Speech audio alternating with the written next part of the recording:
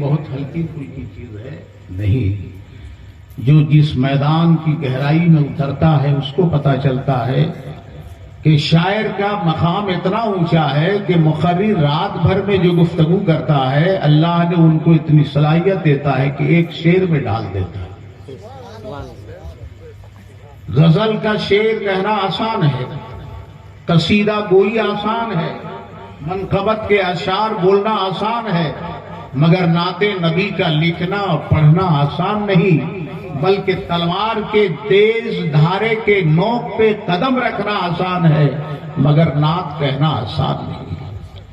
اگر تھوڑی سی بے توجہی حرکت میں آئی تو ایمان خطرے میں چلا جاتا ہے۔ اور آپ حضرات بس زیادہ تر تو ہم سمجھتے ہیں کہ دھن ہی میں لوگ سبحان اللہ کہتے ہیں، تو دھن بہت ہو چکا ہے، اب اپنی آخرت کے دھن میں لگ گیا۔ ارے بولو محبت سے سبحان اللہ۔ ابھی اتنی اچھی تقریر ہوئی، میری بھی طبیعت مسرت سے جھوم رہی تھی کہ کاش کہ ایسی گفتگو اگر عوام تک پہنچ جائے تو ہو سکتا ہے اصلاحی پہلو کا پودا مسکراتا ہوا نظر آئے، مگر آج ہم جو ہیں الفاظ کا اتنا جو ہے تلوار اور جملوں کے اتنے چھیڑ چھاڑ اور سبحان اللہ اور نعرہ گوئی یا کہلوانے کی اتنی بوچھار جس میں آدمی ہو جاتے ہیں پریشان، اور صبح کو معلوم ہوتا ہے کہ مجھے کچھ نہیں بلکہ میرے لیے ہر طرف ہے خار۔ دوستو یہ بڑا قیمتی وقت ہے،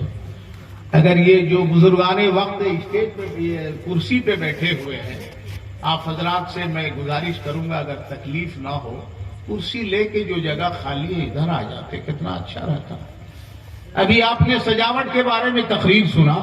تو کم از کم نبی کی یاد میں قدم کو آگے بڑھاؤ تو دیکھو رحمت کا فرشتہ اپنے باہوں میں آپ کو دے۔ دیکھو تقریر تو ہم لوگ رات دن کرتے رہتے ہیں، صبح کو بھی کرتے ہیں رات کو بھی کرتے ہیں، مگر یہ آپ لوگوں کی محبت کی دلیل ہے۔ یہ یہاں کے علماء اور حفاظ نام کتنا ہم لیں، یہ مجاہد وقت حضرت حافظ و قاری یعقوب صاحب، علامہ سلطان صاحب اور حافظ ناصر صاحب اور دیگر حضرات، قاری عظیم الدین صاحب، اور ان کی جو سرپرستی کر رہے ہیں مجاہد اہل سنت حضرت مولانا عبدالرشید صاحب، تو یہ آپ دیکھ رہے ہیں کب سے میں 1985 سے یہاں رہا، اب یہاں میں جب کرسی پہ بیٹھتا ہوں تو الحمدللہ اس وقت آیت کا انتخاب کرتا ہوں، اور یہ کرم ہے میرے پیر حضور مفتی اعظم ہند علیہ الرحمہ۔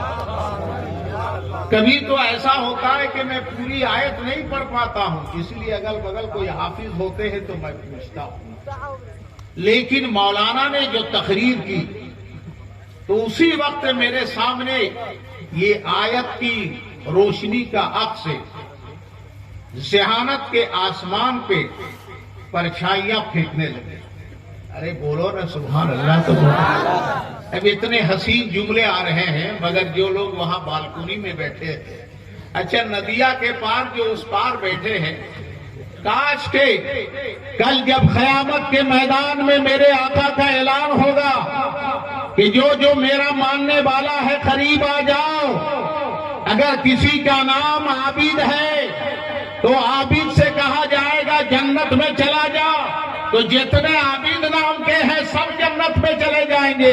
تو اس وقت اگر تم اس طرح بے رخی کرو گے تو بتاؤ کتنی شرمندگی کا سامنا کرنا پڑے گا۔ کیا تمہیں احساس نہیں یہ زمین چیخ رہی ہے، یہ آسمان چیخ رہا ہے، یہ وقت کا یہود بول رہا ہے، یہ وقت کا نصرانی بول رہا ہے، مسلمان سو گیا ہے، مسلمان خواب غفلت کے غار عمیق میں اپنوں کو ڈبو دیا ہے۔ اب یہودیت نکل جاؤ، اب نصرانیت نکل جاؤ، اب شرک نکل جاؤ، اب کفر نکل جاؤ۔ ابے تو کب یہ جو ہے اس کا گورکھ دھندا بند کرو گے آپ؟